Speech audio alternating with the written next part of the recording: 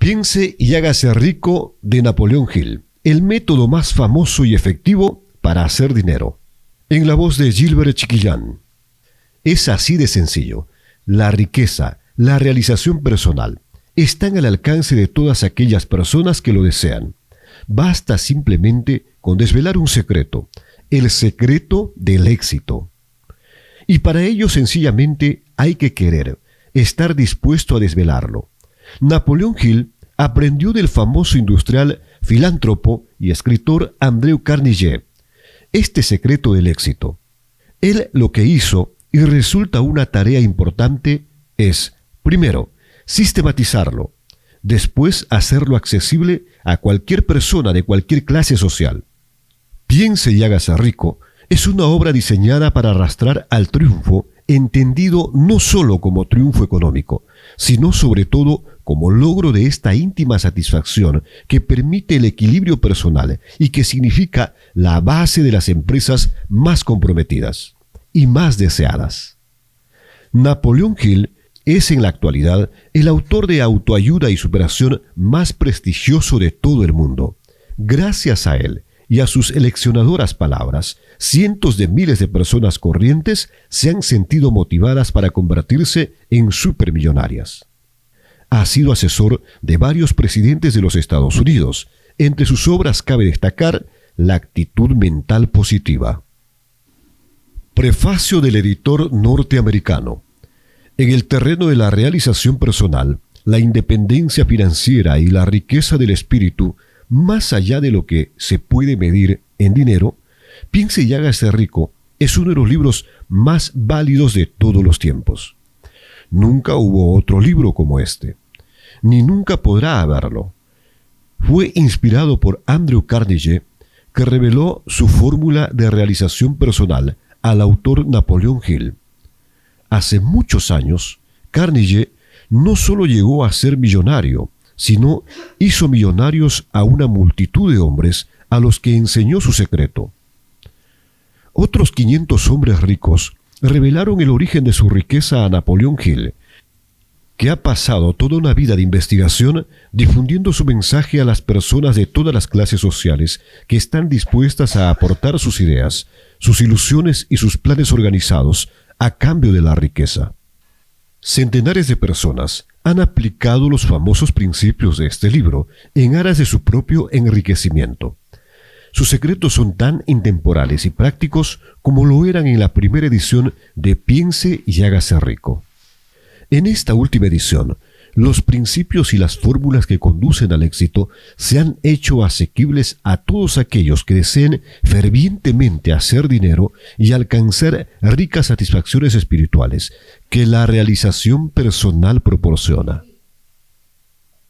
Piense y hágase rico es un libro eminentemente práctico, que indica qué hacer y cómo. En él usted encontrará la magia de la autodirección, de la planificación organizada, la autosugestión, las asociaciones inteligentes, un sistema sorprendentemente revelador de análisis, planes detallados para vender sus servicios personales y la riqueza de otras ayudas específicas, provenientes de la experiencia de grandes hombres que han dado sobradas muestras de su valor.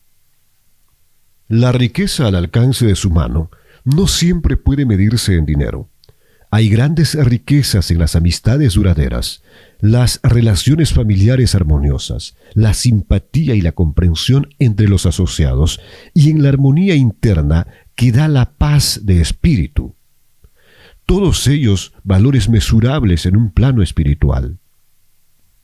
Los conceptos primordiales de Piense y hágase rico lo prepararán para atraer y disfrutar de estos estados superiores que siempre han sido y serán inaccesibles a todo el que no esté preparado para ellos. Cuando empiece a poner en práctica los principios de Piense y hágase rico, esté preparado para una vida distinta, en la que no solo las dificultades y tensiones se suavizarán, sino que estará predispuesto a la acumulación de riquezas en abundancia. Unas palabras del autor. En cada capítulo de este libro, que ha hecho fortunas para centenares de hombres extraordinariamente ricos, a quienes he analizado de manera exhaustiva durante muchísimos años, se habla del secreto de cómo hacer dinero. El secreto me lo enseñó Andrew Carnegie hace más de medio siglo. El viejo escocés, sagaz y encantador, me lo espectó sin miramientos cuando yo era un niño apenas. Luego se repantijó en la silla con un destello de alegría en los ojos y me miró detenidamente para ver si yo había comprendido todo el significado de lo que me acababa de decir. Al ver que yo había captado la idea, me preguntó si estaría dispuesto a pasarme 20 años o más preparándome para ofrecerlo al mundo, a hombres y mujeres que, sin ese secreto, podían llevar una vida de fracasos. Le respondí que sí, y con la ayuda del señor Carnegie, he mantenido mi promesa. Este libro contiene ese secreto, puesto a prueba por centenares de personas de casi todas las clases sociales. Fue idea del señor Carnegie que esta fórmula mágica que le proporcionó una fortuna estupenda debía ponerse al alcance de la gente que no tiene tiempo para investigar cómo ganan los hombres el dinero. Y fue su deseo que yo pusiera a prueba y demostrara la eficacia de la fórmula a través de la experiencia de hombres y mujeres de todas las extracciones. Él opinaba que la fórmula debía enseñarse en todas las escuelas y universidades públicas, y expresaba la opinión de que, si fuese enseñada de forma adecuada, revolucionaría el sistema educativo, hasta tal punto que el tiempo que pasamos en la escuela se vería reducido a menos de la mitad. En el capítulo sobre la fe, usted leerá la sorprendente historia de la organización de la gigantesca United States Corporation, tal como fue concebida y llevada a cabo por uno de los jóvenes por medio de los que el señor Carnegie demostró que su fórmula funcionaría, con todo el que estuviera preparado para ella. Esta sola aplicación del secreto, ejecutada por Charles Schwab, le dio una fortuna inmensa, tanto en dinero como en oportunidades. Para decirlo ásperamente, esta particular aplicación de la fórmula le valió $600 millones. Estos hechos, bien sabidos por la mayoría de las personas que conocieron al señor Carnegie, dan una idea bastante cabal de lo que la lectura de este libro puede reportarle, suponiendo que usted sepa qué es lo que quiere. El secreto fue revelado a centenares de hombres y mujeres que lo han empleado para su beneficio personal, tal como el señor Carnegie había planeado. Algunos han hecho fortunas con él. Otros han aplicado con éxito para crear la armonía en su hogar. Un sacerdote lo empleó con tal eficacia que le reportó unos ingresos de más de $75,000 anuales. Arthur Nash, un sastre de Cincinnati, usó su negocio casi en bancarrota como conejillo de indias para poner a prueba la fórmula. El negocio resurgió y permitió a su dueño hacer una fortuna. Todavía continúa prosperando, aunque el señor Nash se haya ido. El experimento resultó tan sorprendente que los periódicos y las revistas le hicieron publicidad muy elogiosa por valor de más de $1 millón. El secreto fue revelado a Stuart Austin Weir, de Dallas, Texas. Él estaba preparado para recibirlo, hasta el punto de abandonar su profesión y ponerse a estudiar Derecho. Que si tuvo éxito, también relatamos esa historia. Cuando trabajaba como director de la Universidad a Distancia La Salle, que entonces era apenas algo más que un nombre, tuvo el privilegio de ver cómo J.G. Galbraith, presidente de la universidad, usaba la fórmula con tanta eficacia que hizo de La Salle una de las universidades a distancia más importantes del país. El secreto al que me refiero es mencionado no menos de un centenar de veces a lo largo de este libro. No se lo nombra directamente, ya que parece funcionar con más éxito cuando se lo descubre y surge evidente, cuando quienes están preparados pueden captarlo en su búsqueda. Por eso el señor Carnegie me lo señaló de forma tan discreta sin darme su nombre específico. Si usted está preparado para ponerlo en práctica, reconocerá este secreto al menos una vez en cada capítulo. Me gustaría tener el privilegio de decirle cómo sabrá si está preparado, pero eso le privaría de muchos de los beneficios que recibirá cuando haga el descubrimiento según su propio criterio. Si usted ha estado desanimado o ha tenido que superar dificultades extraordinarias, si ha probado y fracasado, si se ha visto disminuido por la enfermedad o por defectos físicos, la historia del descubrimiento de mi hijo y la aplicación de la fórmula Carnegie pueden demostrarle que en el desierto de la esperanza perdida existe el oasis que usted ha estado buscando. Este secreto fue utilizado por el presidente Woodrow Wilson durante la Primera Guerra Mundial. Fue revelado a cada soldado que luchó en el frente cuidadosamente disimulado en el entrenamiento que recibieron antes de ir a luchar. El presidente Wilson me dijo que ese fue el factor importante en la obtención de los fondos necesarios para la guerra. Una de las características peculiares de este secreto es que quienes lo adquieren y lo emplean se ven literalmente arrastrados hacia el éxito. Si usted lo duda, lea los nombres de quienes lo han puesto en práctica, donde sea que se mencionen. Constate usted mismo sus logros y convénzase. Nunca obtendrá nada a cambio de nada. El secreto al que me refiero no se puede obtener sin pagar un precio, aunque éste sea muy inferior a su valor. No pueden alcanzarlo a ningún precio aquellos que no lo estén buscando intencionalmente. Es imposible conocerlo a la ligera. Y no se puede comprar con dinero, porque viene en dos partes.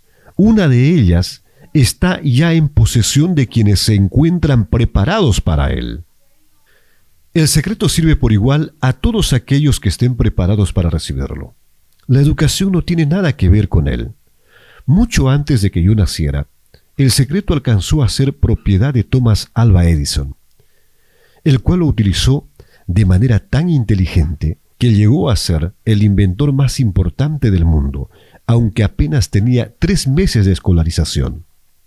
El secreto fue transmitido a Edwin Barnes, un socio de Edison, que lo utilizó con tanta eficacia que aunque solo ganaba unos $12,000 anuales, acumuló una gran fortuna y se retiró del mundo de los negocios cuando todavía era muy joven.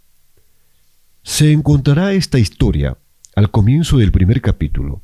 Usted se convencerá de que la riqueza no está más allá de su alcance, que todavía puede llegar a hacer lo que anhela, que el dinero, la fama, el reconocimiento y la felicidad pertenecen a todos aquellos que estén preparados y decididos a tener esos beneficios.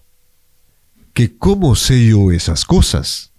Usted deberá saberlo antes de que haya terminado este libro. Quizá los descubra en el primer capítulo o en la última página. Mientras llevaba a cabo una tarea de 20 años de investigación, con la que me había comprometido a instancias del señor Carnegie, analicé a centenares de hombres famosos, y muchos de ellos admitieron que habían acumulado su vasta fortuna mediante la ayuda del secreto de Carnegie. Entre aquellos hombres se encontraban Henry Ford, Crush Curtois, Theodore Roosevelt, Arthur Brisbane, William Brinkley, Jorge Steinman, John Davis, Charles Schwab, John Wanamaker, Harris Williams, Elbert Hubbard, Woodrow Wilson, James Hill, Dr. Franka, Wilbur Wright, Gonzalez, George Parker, William Howard, Williams Jennings, Daniel Brillant, Luther Burbank, M. Statler, King Gilead, Dr. Davis Starr, Edward Bock Jordan, Ralph Wex, Henry Dusteri, Jerry Duerty, Frank Mussey, Orgen Armour, Juez Danielda, Albert Gary, Coronel Robert, John Ducliffe, Dollar, Dr. Alexander, Dr. Frank Grant, Graham Bell, Edward Phelan, Thomas Alva Edison, Jorge Alexander, John Patterson, Edwin Barnes, Frank Vanderlip, Chaplin, Julius Rosenwald, Arthur Nash, Walt Ward, Senador Jennings, Stuart Austin, Randolph Weir, Clarence Darrow. Estos nombres representan apenas una pequeña parte de los centenares de estadounidenses famosos cuyos logros, sean financieros o de otra índole, demuestran que quienes comprenden y aplican el secreto de Carnegie alcanzan posiciones elevadas en la vida. No he conocido a nadie que, inspirado por el secreto, no alcanzara un éxito notable en el campo que hubiera elegido. Jamás conocí a ninguna persona distinguida, ni que acumulara riquezas de ninguna índole, que no estuviese en posesión del secreto. A partir de estos dos hechos, he llegado a la conclusión de que el secreto es más importante, como parte del conocimiento esencial para la autodeterminación, que cualquier otro concepto que no reciba a través de los que se conoce como educación. ¿Qué es la educación? En cualquier caso, esto ha quedado explicado con todo detalle. En alguna parte del libro, a medida que usted vaya leyendo, el secreto al que me refiero resaltará en la página y se tornará evidente ante usted. Si está preparado para ello, cuando aparezca, lo reconocerá, tanto si percibe el signo en el primero o en el último capítulo. Deténgase un momento cuando se le presente y celébrelo, ya que esa ocasión representará el hito más importante de su vida. Recuerde además, a medida que vaya leyendo, que todo esto tiene que ver con hechos y no con ficción, y que su propósito consiste en transmitir una gran verdad universal, mediante la cual quienes estén preparados podrán enterarse de qué hacer y cómo. También recibirán el estímulo necesario para comenzar. Como recomendación final de preparación antes de que usted empiece el primer capítulo, puedo ofrecerle una breve sugerencia que tal vez le dé una clave con la que reconocer el secreto de Carnegie. Es esta: todo logro, toda riqueza ganada tiene su principio en una idea. Si usted está preparado para el secreto, ya posee la mitad. Por lo tanto, reconocerá la otra mitad con facilidad en el momento en que alcance sus pensamientos. Napoleón Hill. Los pensamientos son cosas. El hombre que pensó en la manera de asociarse con Thomas Edison. Desde luego, los pensamientos son cosas muy poderosas cuando se combinan con la exactitud del propósito, la perseverancia y un imperioso deseo de convertirlas en riqueza o en otros objetos materiales. Hace algunos años, Edwin Barnes descubrió lo cierto que es que los hombres realmente piensan y se hacen ricos. Su descubrimiento no surgió de pronto, sino que fue apareciendo poco a poco, empezando por un ferviente deseo de llegar a ser socio del gran Edison. Una de las características principales del deseo de Barnes es que era preciso, quería trabajar con Edison, no para él. Observe con detenimiento la descripción de cómo fue convirtiendo su deseo en realidad, y tendrá una mejor comprensión de los principios que conducen a la riqueza. Cuando apareció por primera vez en su mente, Barnes no estaba en posición de actuar según ese deseo o impulso del pensamiento. Dos obstáculos se imponían en su camino. No conocía a Edison y no tenía bastante dinero para pagarse el pasaje en tren hasta Orange, New Jersey. Estas dificultades hubieran bastado para desanimar a la mayoría de los hombres en el intento de llevar a cabo el deseo, pero el suyo no era un deseo ordinario. El inventor y el vagabundo. Barnes se presentó en el laboratorio de Edison y anunció que había ido a hacer negocios con el inventor. Hablando de su primer encuentro con Barnes, Edison contaba, años más tarde: estaba de pie ante mí, con la apariencia de un vagabundo, pero había algo en su expresión que transmitía el efecto de que estaba decidido a conseguir lo que se había propuesto. Yo había aprendido, tras años de experiencia, que cuando un hombre desea algo tan imperiosamente que está dispuesto a apostar todo su futuro a una sola carta para conseguirlo, tiene asegurado el triunfo. Le di la oportunidad que me pedía, porque vi que él estaba decidido a no ceder hasta obtener el éxito. Los hechos posteriores demostraron que no hubo error. No podía haber sido el aspecto del joven lo que le proporcionara su comienzo en el despacho de Edison, ya que ello estaba definitivamente en su contra. Lo importante era lo que él pensaba. Barnes no consiguió su asociación con Edison en su primera entrevista. Obtuvo la oportunidad de trabajar en el despacho de Edison por un salario insignificante. Transcurrieron los meses. En apariencia, nada había sucedido que se aproximase al codiciado objetivo que Barnes tenía en mente como su propósito inicial y preciso. Pero algo importante estaba sucediendo en los pensamientos de Barnes.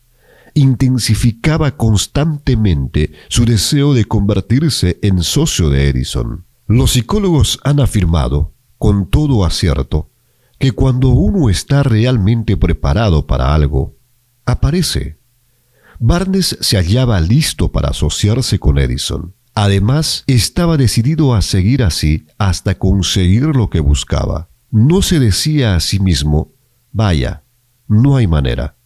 Supongo que acabaré por cambiar de idea y probaré un trabajo de vendedor. En vez de eso, se decía, he venido aquí a asociarme con Edison, y eso es lo que haré aunque me lleve el resto de la vida. Estaba convencido de ello. ¿Qué historia tan diferente contarían los hombres si adoptaran un propósito definido y mantuvieran ese propósito hasta que el tiempo lo convirtiese en una obsesión obstinada? Quizá el joven Barnes no supiera en aquel entonces, pero su determinación inconmovible, su perseverancia en mantenerse firme en su único deseo, estaba destinada a acabar con todos los obstáculos y a darle la oportunidad que buscaba. Los inesperados disfraces de la oportunidad. Cuando la oportunidad surgió, apareció con una forma diferente y desde una dirección distinta de las que Barnes había esperado. Ese es uno de los caprichos de la oportunidad. Tiene el curioso hábito de aparecer por la puerta de atrás y a menudo viene disimulada con la forma del infortunio o de la frustración temporal. Tal vez por eso hay tanta gente que no consigue reconocerla. Edison acababa de perfeccionar un nuevo invento, conocido en aquella época como la máquina de dictar de Edison. Sus vendedores no mostraron entusiasmo por aquel aparato. No confiaban en que se pudiera vender sin grandes esfuerzos. Barnes vio su oportunidad, que había surgido discretamente, oculta en una máquina estrambótica que no interesaba más que a Barnes y al inventor. Barnes supo que podría vender la máquina de dictar de Edison. Se lo sugirió a éste y de inmediato obtuvo su oportunidad. Vendió la máquina. En realidad, lo hizo con tanto éxito que Edison le dio un contrato para distribuirla y venderla por toda la nación. A partir de aquella asociación, Barnes se hizo rico. Pero también consiguió algo más importante. Demostró que uno realmente puede pensar y hacerse rico.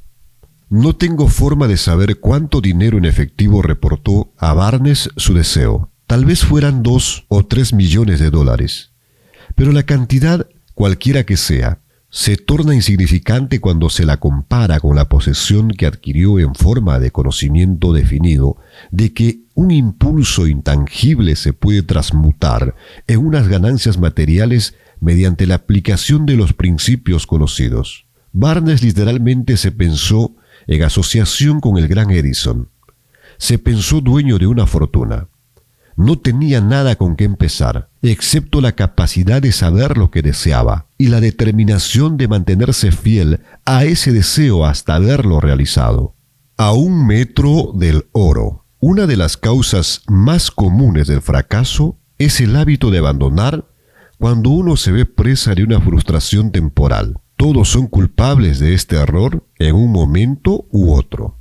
Un tío de Darby fue presa de la fiebre del oro en los días en que era una fiebre endémica y se fue al oeste a cavar para hacerse rico. No sabía que se ha sacado más oro de los pensamientos de los hombres que de la tierra. Obtuvo una licencia y se fue a trabajar con el pico y la pala. Después de varios meses de trabajo, obtuvo la recompensa de descubrir una veta de mineral brillante. Necesitaba maquinaria para extraer el mineral. Con discreción, cubrió la mina. Volvió sobre sus pasos a su hogar en Williamsburg, Maryland, y les habló a sus parientes y a algunos vecinos del hallazgo. Todos reunieron el dinero necesario para la maquinaria y la enviaron a la mina. Darby y su tío volvieron a trabajar en ella. Extrajeron el primer carro de mineral y lo enviaron a un fundidor. Las utilidades demostraron que poseían una de las minas más ricas de Colorado. Con unos pocos carros más de mineral, saldarían todas las deudas. Entonces empezarían a ganar dinero en grande. Hacia abajo fueron los taladros. Muy alto llegaron las esperanzas de Darby y de su tío. Entonces sucedió algo. El filón del mineral brillante desapareció. Habían llegado al final del arco iris, y la olla de oro no estaba allí.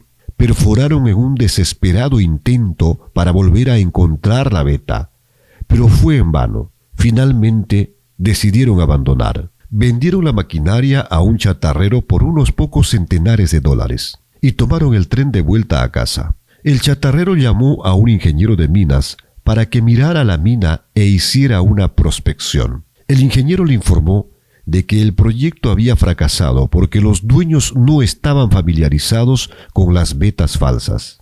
Sus cálculos indicaban que la veta reaparecería a 1 metro de donde los Darby habían dejado de perforar. Allí fue precisamente donde fue encontrada. El chatarrero extrajo millones de dólares en mineral de aquella mina porque supo buscar el asesoramiento de un experto antes de darse por vencido. Nunca me detendré porque me digan no. Mucho tiempo después, Darby se resarció sobradamente de su pérdida. Cuando descubrió que el deseo se puede transmutar en oro, eso le ocurrió después de que ingresara en el negocio de la venta de seguros de vida, recordando que había perdido una inmensa fortuna por haber dejado de perforar a 1 metro del oro. Darby aprovechó esa experiencia en el trabajo que había elegido con el sencillo método de decirse a sí mismo: me detuve a 1 metro del oro, pero nunca me detendré porque me digan no cuando yo trate de venderles un seguro. Darby se convirtió en uno de los pocos hombres que venden $1 millón anuales en seguros. Su tenacidad se la debía a la lección que había aprendido de su deserción en el negocio de la mina de oro. Antes de que el éxito aparezca en la vida de cualquier hombre, es seguro que éste se encontrará con muchas frustraciones temporales y tal vez con algún fracaso. Cuando la frustración se adueña del hombre, lo más fácil y más lógico que pueda hacer es abandonar. Eso es lo que la mayoría de los hombres hace. Más de 500 de los hombres más prósperos que han conocido los Estados Unidos le han dicho al autor que sus mayores éxitos surgieron un paso más allá del punto en que la frustración se había apoderado de ellos. El fracaso es un embustero con un mordaz sentido de la ironía y la malicia. Se deleita en hacernos tropezar cuando el éxito está casi a nuestro alcance.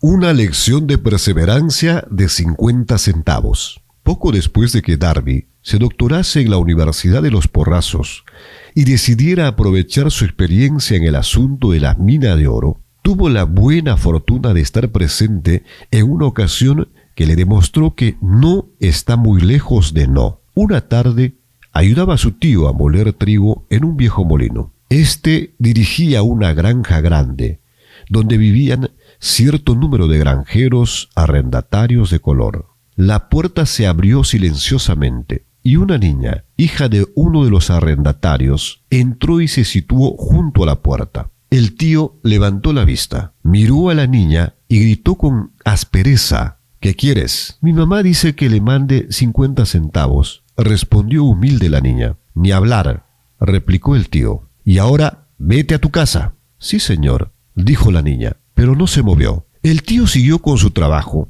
tan ocupado que no prestó atención a la niña y no se dio cuenta de que no se había marchado. Cuando volvió a levantar la mirada y la vio allí parada, gritó: He dicho que te vayas a tu casa. Ahora márchate, o te daré una paliza. Sí, señor, dijo la niña, pero siguió inmóvil. El tío dejó un saco de grano que estaba por echar en la tolva del molino, cogió una duela de abril y empezó a acercarse a la niña con una expresión poco tranquilizadora. Darby contuvo el aliento. Estaba seguro de hallarse a punto de presenciar una paliza.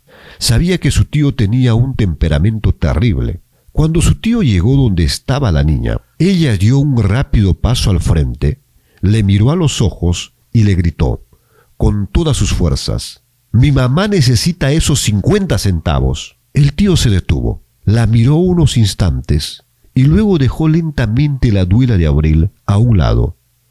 Se metió la mano en el bolsillo, sacó $0.50 y se lo dio a la niña. Ella cogió el dinero y se encaminó despacio hacia la puerta, sin quitar los ojos del hombre al que acababa de vencer.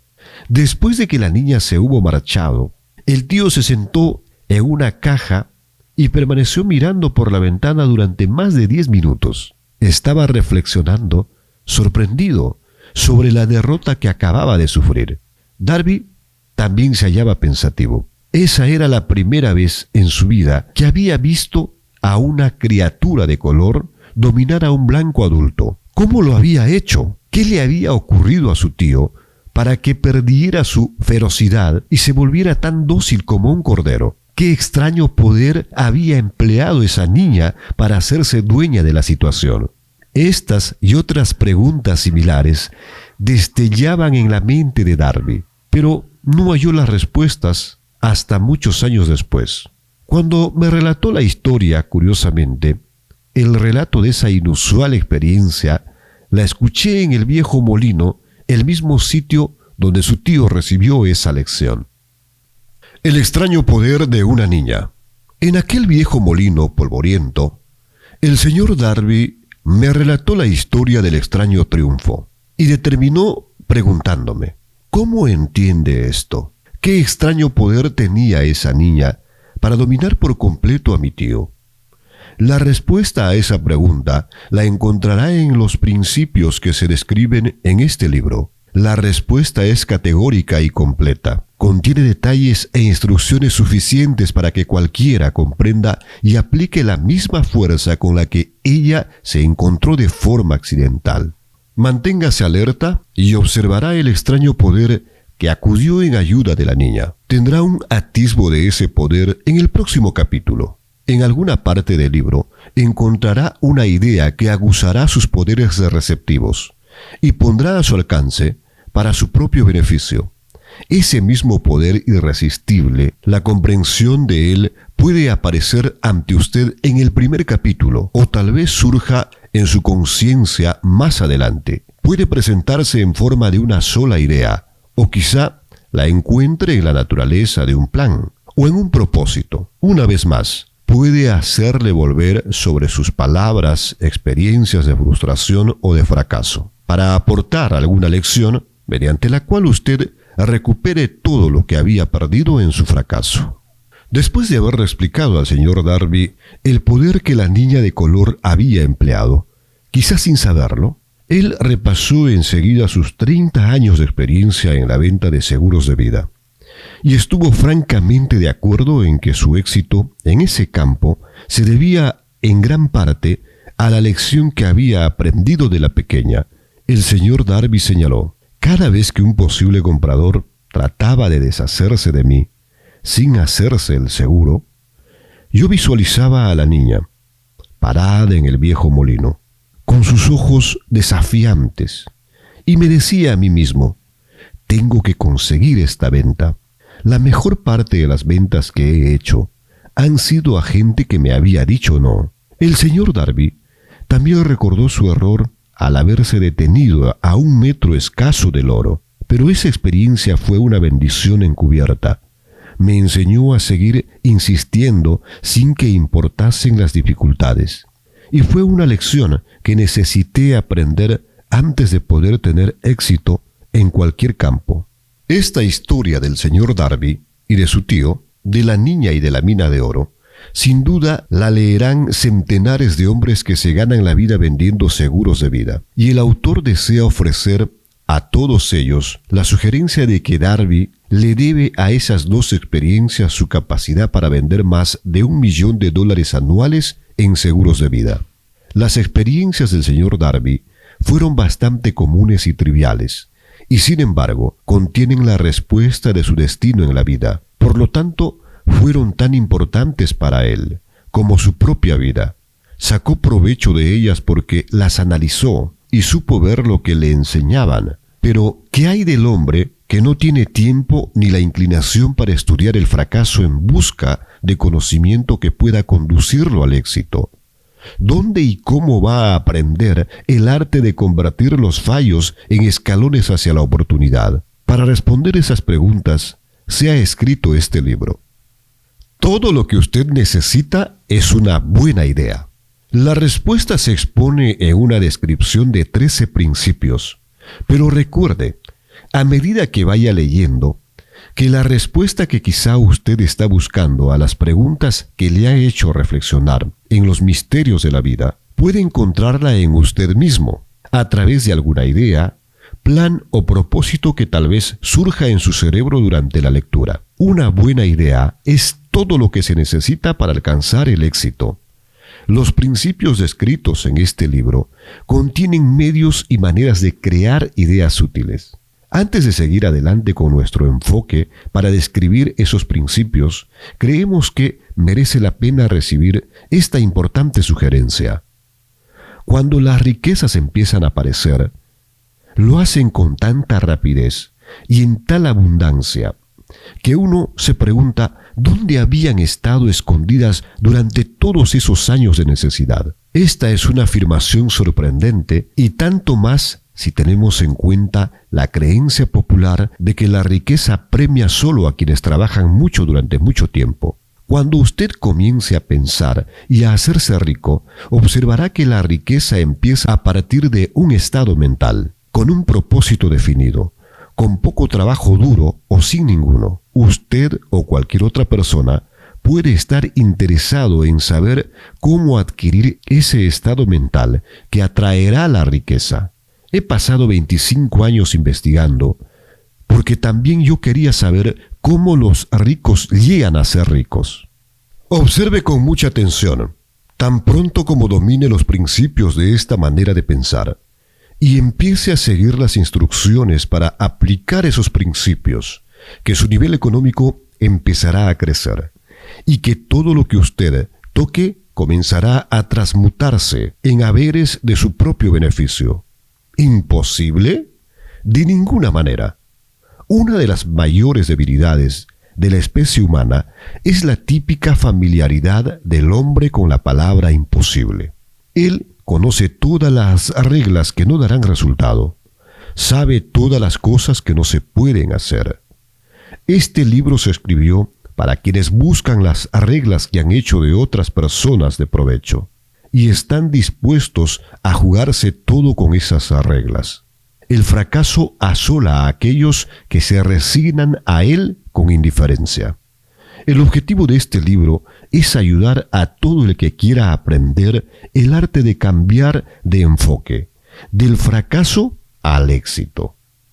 Otra debilidad que se encuentra en conjunto en demasiadas personas es el hábito de medirlo todo y a todos, por sus propias impresiones y creencias. Quienes lean esto creerán que jamás podrán pensar y hacerse ricos, porque sus hábitos de pensamiento se han empantanado en la pobreza, el deseo, la miseria y los errores y el fracaso. Estas personas desafortunadas me recuerdan a un chico distinguido que fue a Estados Unidos a recibir una educación americana. Acudí a la Universidad de Chicago. Un día, el presidente Harper se encontró con ese joven oriental en el campus. Se detuvo a charlar con él unos minutos y le preguntó qué le había impresionado como la característica más notable del pueblo estadounidense. Bueno, replicó el estudiante, la extraña forma de sus ojos. Tienen unos ojos rarísimos. ¿Qué decimos nosotros de los chinos? Nos negamos a creer lo que no entendemos. Pensamos tontamente que nuestras propias limitaciones son el patrón adecuado de las limitaciones. Por supuesto, los ojos de los demás son rarísimos, porque no son iguales a los nuestros. El imposible motor V8 de Ford. Cuando Henry Ford decidió fabricar su famoso motor V8, quiso construir un motor con los 8 cilindros alojados en un solo bloque, y dio instrucciones a sus ingenieros para que produjeran un prototipo del motor. El proyecto estaba ya volcado sobre el papel, pero los ingenieros acordaron que era de todo punto imposible embutir 8 cilindros en un motor de un solo bloque. «Produzcanlo de todas maneras», dijo Ford. «Pero es imposible», replicaron ellos. «Adelante», ordenó Ford, «y no dejen de trabajar hasta haberlo conseguido, no importa cuánto tiempo haga falta». Los ingenieros pusieron manos a la obra. No tenían otra opción si querían seguir formando parte del equipo de Ford. 6 meses transcurrieron sin que obtuvieran resultados. Pasaron otros 6 meses y todavía no habían conseguido nada. Los ingenieros probaron todos los planes concebibles para llevar a cabo el proyecto, pero aquello parecía incuestionable imposible. Al cabo de un año, Ford se reunió con los ingenieros, que volvieron a informarle de que no habían hallado manera de cumplir sus órdenes. «Sigan con el trabajo», dijo Ford. «Quiero ese motor y lo tendré». Continuaron haciendo pruebas y entonces, como por arte de magia, el secreto quedó desvelado. La determinación de Ford había ganado una vez más. Quizá esta historia no esté descrita con precisión de detalles, pero las circunstancias y el resultado son los correctos. Deduzca de ella, usted que desea pensar y hacerse rico, el secreto de los millones de Ford. Si puede, no tendrá que buscar muy lejos. Henry Ford tuvo éxito porque comprendió y aplicó los principios del éxito. Uno de ellos es el deseo. Saber lo que uno quiere. Recuerde esta historia de Ford mientras lee y señale las líneas en que se describe el secreto de su extraordinaria proeza. Si puede hacer esto, si usted es capaz de poner el dedo en el particular grupo de principios que hicieron rico a Henry Ford, usted puede igualar sus logros en casi cualquier oficio para el que esté preparado. ¿Por qué es usted el dueño de su destino? Cuando Hindley escribió sus proféticas palabras, «Soy el dueño de mi destino, soy el capitán de mi alma», debería habernos informado de que nosotros somos los dueños de nuestro destino, los capitanes de nuestra alma, porque tenemos el poder de controlar nuestros pensamientos. Debería habernos dicho que nuestro cerebro se magnetiza con los pensamientos dominantes que llevamos en la mente, y que por mecanismos que nadie conoce bien, estos imanes atraen hacia nosotros las fuerzas, las personas, las circunstancias de la vida que armonizan con la naturaleza de nuestros pensamientos dominantes. Debería habernos dicho que, antes de poder acumular riquezas en abundancia, tenemos que magnetizar nuestra mente con un intenso deseo de riqueza, que hemos de tomar conciencia de la riqueza hasta que el deseo por el dinero nos conduzca a hacer planes definidos para adquirirlo. Pero al ser un poeta y no un filósofo, Hindley se contentó con afirmar una gran verdad de manera poética, dejando que sus lectores interpretaran el significado filosófico de sus líneas. Poco a poco, la verdad ha ido desvelándose, hasta que ahora Parece cierto que los principios descritos en este libro contienen el secreto del dominio sobre nuestro destino económico. Principios que pueden cambiar su destino. Ahora estamos preparados para examinar el principio de esos principios.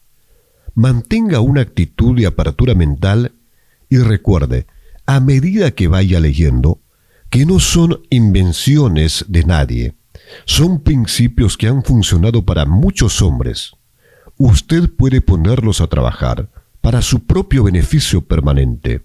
Verá qué fácil es. Hace algunos años, pronuncié el discurso de la entrega de diplomas en el Salem College, en Salem, Virginia Occidental. Acentué el principio descrito en el próximo capítulo con tal intensidad que uno de los miembros de la clase que obtendría el diploma se lo apropió y lo convirtió en parte de su forma de ver la vida. Ese joven llegó a ser miembro del Congreso y un personaje importante en la administración de Franklin Roosevelt. Me escribió una carta en la que presenta con tanta claridad su opinión sobre el principio que trataremos en el próximo capítulo, que he decidido publicarla como introducción a dicho capítulo. Le dará una idea a usted de los beneficios que le esperan. Estimado Napoleón, dado que mi servicio como miembro del Congreso me ha proporcionado cierta comprensión de los problemas de hombres y mujeres, le escribo para ofrecerle una sugerencia que puede ser útil a millares de personas. En 1922, usted pronunció un discurso en la entrega de diplomas en el Salem College cuando yo era miembro de la clase que los recibiría. En aquel discurso, usted plantó en mi mente una idea a la que debo la oportunidad que ahora tengo de servir a la gente de mi estado, y que será responsable en gran medida de cualquier éxito que yo pueda alcanzar en el futuro. Recuerdo como si hubiese sido ayer la maravillosa descripción que usted hizo del método por el que Henry Ford, con muy pocos estudios, sin $1, sin amigos influyentes, llegó tan alto. Entonces resolví, incluso antes de que usted hubiera acabado su discurso, que me haría un lugar en la vida, sin que me importara cuántas dificultades tuviera que afrontar. Millares de jóvenes terminarán sus estudios universitarios este año y los años venideros. Cada uno de ellos estará buscando un mensaje tan alentador como el que yo recibí de usted. Querrán saber a dónde acudir, qué hacer, cómo empezar en la vida.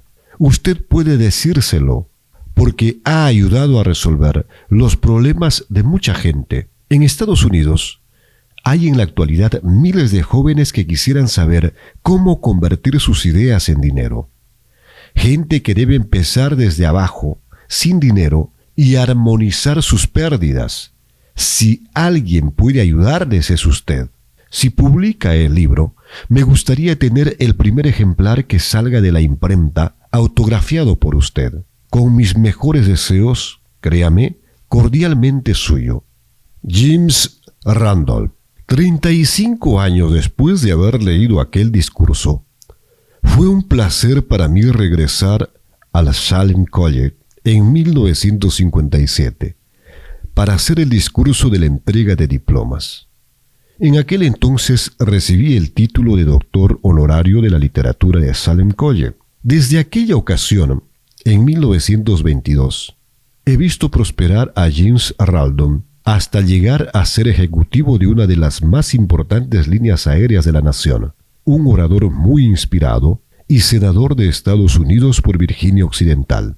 No hay limitaciones para la mente, excepto las que aceptamos. La pobreza y la riqueza son vástagos del pensamiento. 2. El deseo. El punto inicial de todo logro. El primer paso hacia la riqueza, cuando Edwin Barnes se apeó del tren de carga en Orange, en Nueva Jersey, hace más de 50 años, quizá pareciese un vagabundo, pero sus ideas eran las de un rey. Mientras se dirigía desde los rieles de ferrocarril hacia la oficina de Thomas Edison, su cerebro trabajaba sin parar. Se veía a sí mismo de pie en presencia de Edison. Se oía pidiéndole a Edison la oportunidad de llevar a cabo la única obsesión imperiosa de su vida, el deseo ardiente de llegar a ser socio en los negocios del gran inventor. El deseo de Barnes no era una esperanza, no eran ganas, era un deseo vehemente, palpitante, que lo trascendía todo. Era definido. Algunos años después, Edwin Barnes volvió a pararse frente a Edison, en la misma oficina en que se había encontrado por primera vez con el inventor. En esta ocasión, el deseo se había convertido en realidad. Era socio de Edison. El sueño dominante de su vida se había vuelto realidad. Barnes tuvo éxito porque eligió un objetivo definido y puso toda su energía, toda su fuerza de voluntad, todos sus esfuerzos, todo en pos de ese objetivo. El hombre que quemó sus naves. Pasaron 5 años antes de que apareciera la oportunidad que había estado buscando. Para todos excepto para él, solo parecía una parte más del engranaje de los negocios de Edison.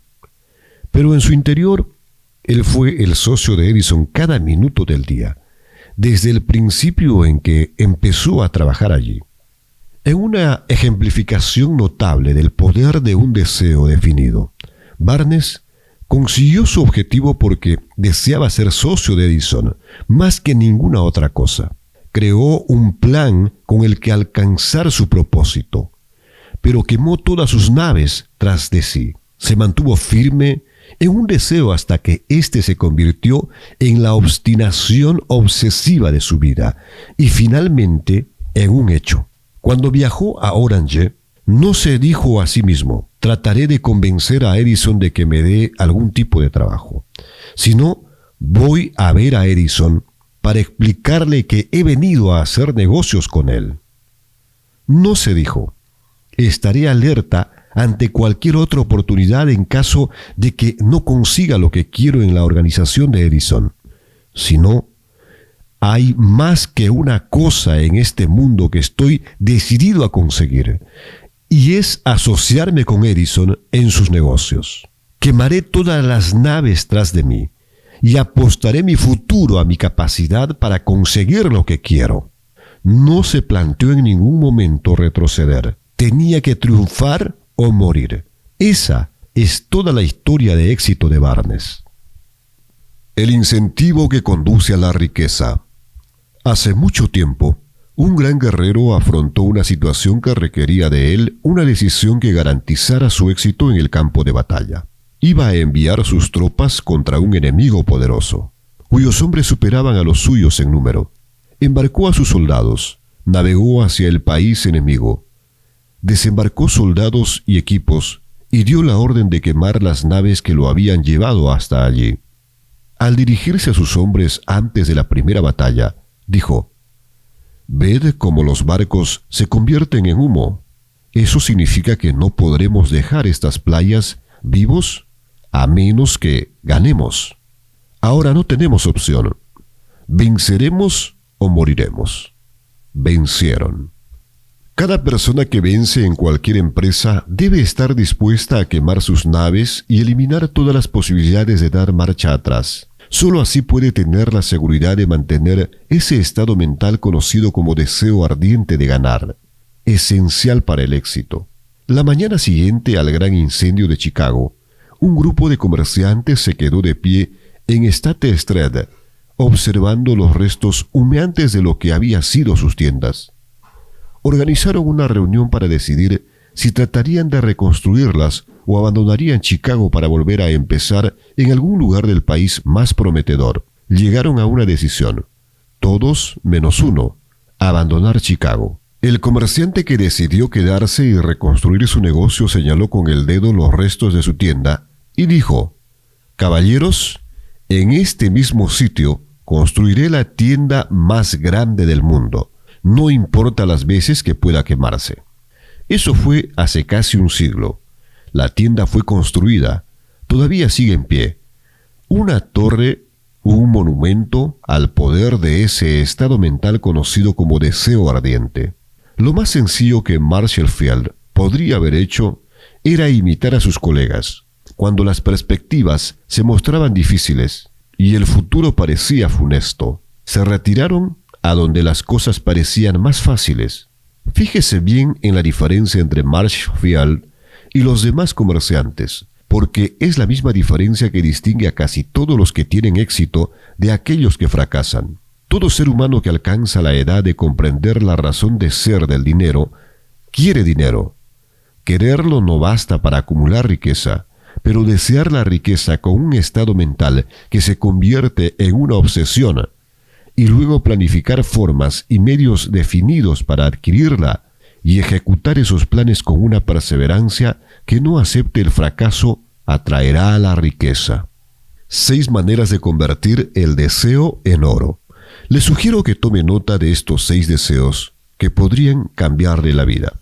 El método por el que el deseo de riqueza se puede transmutar en su equivalente monetario consiste en 6 pasos prácticos y definidos, que son los siguientes. Primero, determine la cantidad exacta del dinero que desea. No basta con decir, quiero mucho dinero. Sea definitivo en cuanto a la cantidad. Hay una razón psicológica para esta precisión que describiremos en un capítulo próximo. Segundo, determine con exactitud lo que se propone dar a cambio del dinero que desea. No se recibe algo por nada. Tercero, establezca un plazo determinado en el que se propone poseer el dinero que desea. Cuarto, cree un plan preciso para llevar a cabo su deseo y empiece de inmediato, sin que importe si se haya preparado o no, a poner el plan en acción. Quinto, escriba un enunciado claro y conciso de la cantidad de dinero que se propone conseguir. Apunte el tiempo límite para esta adquisición. Aclare lo que se propone dar a cambio del dinero y describa con exactitud el plan mediante el que se propone formularlo. Sexto, lea su memorándum en voz alta, 2 veces al día, una vez antes de acostarse y otra al levantarse. Mientras lee, vea, sienta y piense ya en posesión del dinero. Es importante que siga las instrucciones descritas en estos 6 pasos. En especial observe y siga las instrucciones del 6º paso. Tal vez se queje de que resulta imposible verse en posesión del dinero antes de tenerlo realmente. Aquí es donde el deseo ardiente actuará en su ayuda. Si usted realmente desea el dinero con tanta vehemencia que su deseo se ha convertido en una obsesión, no tendrá dificultad en convencerse de que lo adquirirá. El caso es desear el dinero y llegar a estar tan determinado a poseerlo que se convenza de que lo tendrá. ¿Puede imaginarse que usted es millonario? Para el no iniciado que no se ha educado con los principios fundamentales de la mente humana, quizá estas instrucciones parezcan poco prácticas.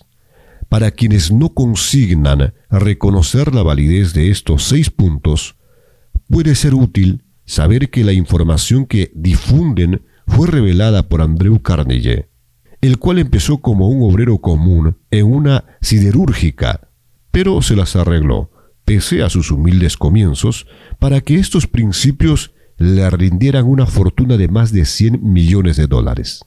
Como ayuda adicional, quizá le sirva saber que los 6 puntos recomendados aquí fueron cuidadosamente estudiados por el extinto Thomas Alva Edison, que puso su sello de aprobación en ellos por ser esencial no solo para la acumulación de dinero, sino para la consecución de cualquier objetivo.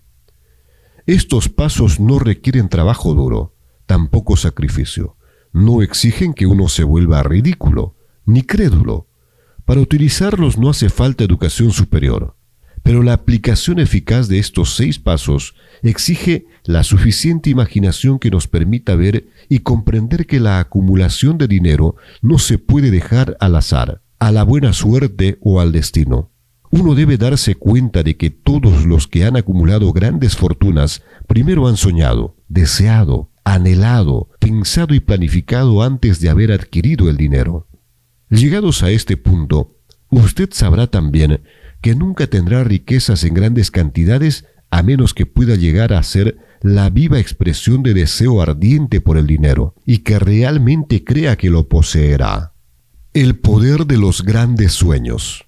A quienes nos encontramos en esta carrera hacia la riqueza, debe animarnos a ver que este mundo cambiante exige nuevas ideas, nuevas maneras de hacer las cosas, nuevos líderes, nuevos inventos, nuevos métodos de enseñanza, nuevos métodos de venta, nuevos libros, literatura nueva, nuevos programas de televisión, nuevas ideas para el cine.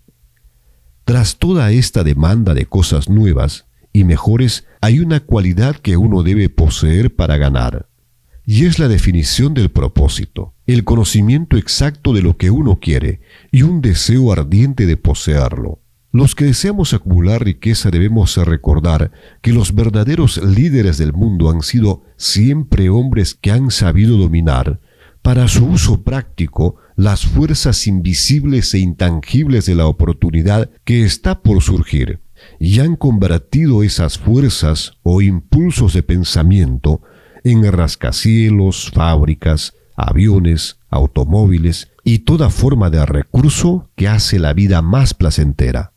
Al planear la adquisición de su porción de riqueza, no se deje influir por quienes menosprecien sus sueños. Para lograr grandes ganancias en este mundo cambiante, uno debe captar el espíritu de los grandes pioneros del pasado, cuyos sueños le han dado a la civilización todo lo que tiene de valioso, el espíritu que infunde energía en nuestro propio país, en las oportunidades de usted y en las mías, para alimentar y vender nuestro talento. Si lo que usted quiere hacer está bien, y usted cree en ello, adelante, hágalo. Lleve a cabo sus sueños y no haga caso de lo que los demás puedan decir, si usted se topa en algún momento con dificultades, ya que tal vez los demás no sepan que cada fracaso lleva consigo la semilla de un éxito equivalente. Thomas Edison soñaba con una lámpara que funcionara con electricidad. Empezó a poner su sueño en acción, y pese a sus más de 10.000 fracasos, mantuvo su sueño hasta que lo convirtió en una realidad física. Los soñadores prácticos no abandonan. Mielan, que soñaba con una cadena de tiendas de cigarros, transformó sus sueños en acción y ahora las United Cigar Stores ocupan algunas de las mejores esquinas de las ciudades estadounidenses. Los hermanos Wright soñaron con una máquina que surcara el aire. Ahora podemos ver en todo el mundo que sus sueños se han cumplido. Marconi soñaba con un sistema para dominar las intangibles fuerzas del éter.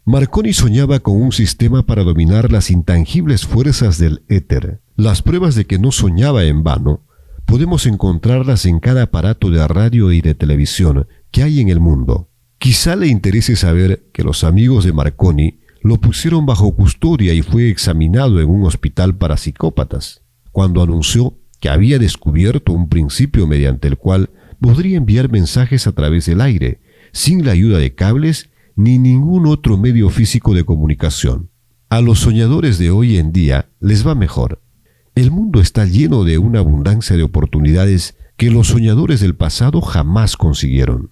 ¿Cómo hacer que los sueños despeguen de la plataforma de lanzamiento? Un deseo ardiente de ser y de hacer es el punto inicial desde el que el soñador debe lanzarse. Los sueños no están hechos de indiferencia, pereza ni falta de ambición. Recuerde que todos los que consiguen triunfar tienen un mal comienzo y pasan por muchas dificultades antes de llegar. El cambio en la vida de la gente de éxito suele surgir en el momento de alguna crisis, a través de la cual les es presentado su otro yo.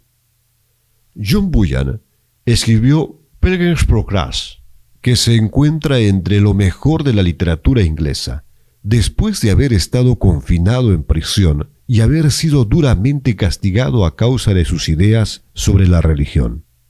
D. Henry descubrió el genio que dormía en su interior después de haber conocido graves infortunios y estuvo encarcelado en Columbus, Ohio, forzado a través de la desgracia a conocer a su otro yo y a usar su imaginación. descubrió que era un gran autor en vez de un criminal despreciable. Charles Dickens empezó pegando etiquetas en latas de betún. La tragedia de su primer amor penetró las profundidades de su alma para convertirlo en uno de los más grandiosos autores del mundo. Esa tragedia produjo primero David Copperfield y luego una sucesión de obras que hacen un mundo mejor y más rico a todo el que lee sus libros.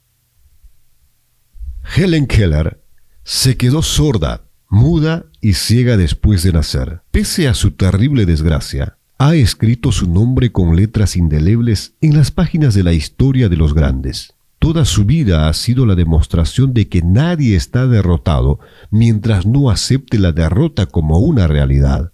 Robert Burns era un campesino analfabeto. Sufrió la maldición de la pobreza y creció para ser un borracho. El mundo fue mejor gracias a su vida porque vistió de prendas hermosas sus pensamientos poéticos y por tanto arrancó un espino para plantar un rosal en su lugar.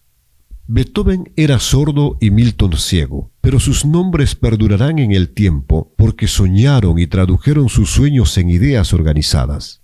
Hay una diferencia entre suspirar por algo y hallarse preparado para recibirlo. Nadie se encuentra listo para nada hasta que no crea que puede adquirirlo. El estado mental debe ser la convicción y no la manera esperanza o anhelo. La mente abierta es esencial para crecer. La cerrazón de ideas no inspira fe, ni coraje, ni convicción. Recuerde, no se requiere más esfuerzo para apuntar alto en la vida, para reclamar abundancia y prosperidad, del que hace falta para aceptar la miseria y la pobreza. Un gran poeta ha expresado acertadamente esta verdad universal en unas pocas líneas. Le discutí un penique a la vida, y la vida no me dio más. Por mucho que le imploré a la noche, cuando contaba mis escasos bienes. Porque la vida es un amo justo que te da lo que le pides, pero cuando has fijado el precio, debes aguantar la faena. Trabajé por un salario de jornalero solo para descubrir, perplejo, que cualquier paga que hubiera pedido a la vida, ésta me la hubiese pagado de buen grado. El deseo lleva ventaja sobre la madre naturaleza. Como culminación adecuada de este capítulo, quiero presentar a una de las personas más excepcionales que he conocido. Lo vi por primera vez pocos minutos después de que hubiera nacido. Vino a este mundo sin ningún rastro físico de orejas y el médico admitió, cuando le pedí su opinión sobre el caso, que el niño sería sordo y mudo toda la vida.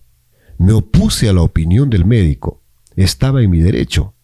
Yo era el padre del niño. Tomé una decisión y me formé una opinión, pero expresé esa opinión en el silencio, en el fondo de mi corazón. En mi interior supe que mi hijo oiría y hablaría. ¿Cómo? Estaba seguro de que tenía que haber una manera y sabía que la encontraría. Pensé en las palabras del inmortal Emerson: el curso de las cosas acontece para enseñarnos la fe. Solo necesitamos estar atentos. Hay indicadores claves para cada uno de nosotros, y si escuchamos con humildad, oiremos la palabra justa. Deseo mucho más que ninguna otra cosa. Yo deseaba que mi hijo no fuera sordomudo. De ese deseo no renegué jamás, ni por un segundo. ¿Qué podía hacer? ¿Encontraría alguna forma de trasplantar a ese niño mi propio deseo ardiente de dar con maneras y medios de hacer llegar el sonido a su cerebro sin la ayuda de los oídos? Tan pronto como el niño fuese lo bastante mayor para cooperar, le llenaría la cabeza de tal manera de ese deseo ardiente que la naturaleza lo traduciría en realidad con sus propios métodos. Todos estos pensamientos pasaron por mi mente, pero no hablé de ellos con nadie. Cada día renovaba la promesa que me había hecho a mí mismo de que mi hijo no sería sordomudo. Cuando creció y empezó a percibir las cosas que lo rodeaban, notamos que mostraba débiles indicios de que oía. Cuando alcanzó la edad en que los niños suelen empezar a emitir palabras, no hizo intento alguno de hablar. pero de sus actos podíamos deducir que percibía ciertos sonidos. Eso era todo lo que yo quería saber. Estaba convencido de que si podía oír, aunque fuese débilmente, sería capaz de desarrollar una mayor capacidad auditiva. Entonces sucedió algo que me llenó de esperanza. Surgió de algo totalmente inesperado. Un accidente que cambió una vida. Compramos un fonógrafo. Cuando el niño oyó la música por primera vez, entró en éxtasis y muy pronto se apropió del aparato. En una ocasión estuvo poniendo un disco una y otra vez, durante casi 2 horas, de pie delante del fonógrafo, mordiendo un borde de la caja. La importancia de esa costumbre que adquirió no se nos hizo patente sino hasta años después, ya que nunca habíamos oído hablar del principio de la conducción ósea del sonido. Poco después de que se apropiase del fonógrafo, descubrí que podía oírme con claridad cuando le hablaba con los labios junto a su hueso mastoideo en la base del cráneo. Una vez hube descubierto que podía oír perfectamente el sonido de mi voz, empecé de inmediato a transferirle mi deseo de que oyese y hablase. Pronto descubrí que el niño disfrutaba cuando yo le contaba cuentos antes de dormirse, de modo que me puse a trabajar para idear historias que estimularan su confianza en sí mismo, su imaginación y su agudo deseo de oír y de ser normal. Había un cuento en particular en el que yo hacía hincapié, dándole un renovado matiz dramático cada vez que se lo contaba. Lo había inventado para sembrar en su mente la idea de que su dificultad no era una pesada carga, sino una ventaja de gran valor. Pese al hecho de que todas las maneras de pensar que yo había examinado indicaban que cualquier adversidad contiene la semilla de una ventaja equivalente, debo confesar que no tenía ni la menor idea de cómo se podía convertir esa dificultad en una ventaja. Ganó un mundo nuevo con 6 centavos. Al analizar la experiencia retrospectivamente, pude ver que su fe en mí tuvo mucho que ver con los sorprendentes resultados. Él no cuestionaba nada que yo le dijera. Le vendí la idea de que tenía una ventaja original sobre su hermano mayor y que esa ventaja se reflejaría de muchas maneras. Por ejemplo, los maestros en la escuela se darían cuenta de que no tenía orejas y por ese motivo le dedicarían una atención especial y lo tratarían con una amabilidad y una benevolencia extraordinaria. Siempre lo hicieron. También le vendí la idea de que cuando fuese lo bastante mayor para vender periódicos, su hermano mayor era ya vendedor de periódicos. Tendría una gran ventaja sobre su hermano, porque la gente le pagaría más por su mercancía, debido a que verían que era un niño brillante y emprendedor, pese al hecho de carecer de orejas. Cuando tenía unos 7 años, mostró la primera prueba de que nuestro método de apoyo rendía sus frutos. Durante varios meses imploró el privilegio de vender periódicos, pero su madre no le daba el consentimiento. Entonces se ocupó por su cuenta del asunto. Una tarde en que estaba en casa con los sirvientes, trepó por la ventana de la cocina, se deslizó hacia afuera y se estableció por su cuenta.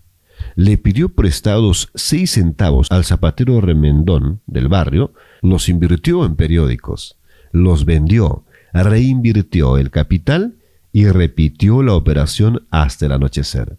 Después de hacer el balance de sus negocios y devolverle a su banquero los 6 centavos que le había prestado, se encontró un beneficio de 42 centavos. Cuando volvimos a casa aquella noche, lo encontramos durmiendo en su cama, apretando el dinero en un puño. Su madre le abrió la mano, cogió las monedas y se puso a llorar. Me sorprendió llorar por la primera victoria de su hijo. Me pareció fuera de lugar. Mi reacción fue la inversa. Reí de buena gana, porque supe que mi empresa de inculcar en la mente de mi hijo una actitud de fe en sí mismo había tenido éxito.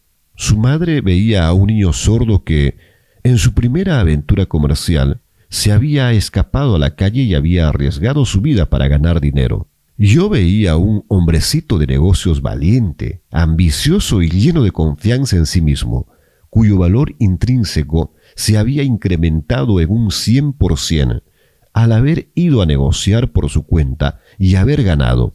La transacción me agradó porque había dado pruebas de una riqueza de recursos que lo acompañaría toda su vida.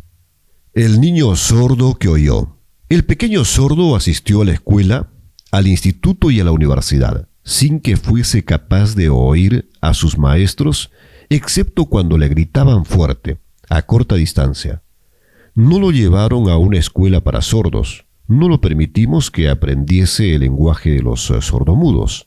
Habíamos decidido que viviese una vida normal y mantuvimos esa decisión, aunque nos costó muchas discusiones acaloradas con funcionarios escolares. Cuando estaba en el instituto, probó un aparato electrónico para mejorar la audición, pero no le dio resultado.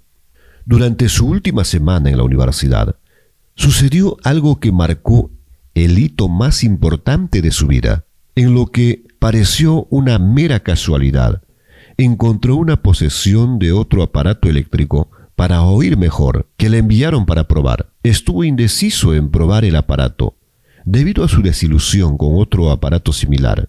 Finalmente lo cogió, se lo puso a la cabeza, le conectó las baterías y sorpresa, como por arte de magia, su deseo de toda la vida de oír normalmente se convirtió en realidad.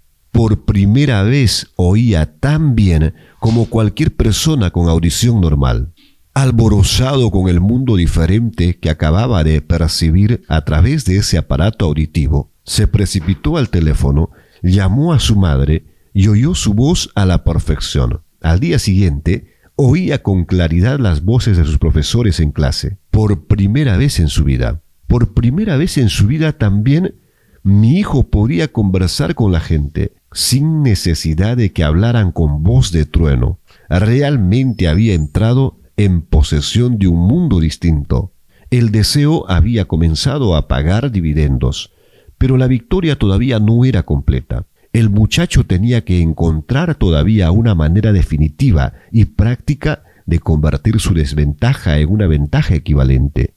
Ideas que obran milagros. Sin apenas darse cuenta de la importancia de lo que acababa de obtener, pero embriagado con la alegría del descubrimiento de ese mundo de sonidos, escribió una entusiasta carta al fabricante del audífono, relatándole su experiencia. Algo en ella hizo que la compañía lo invitase a Nueva York.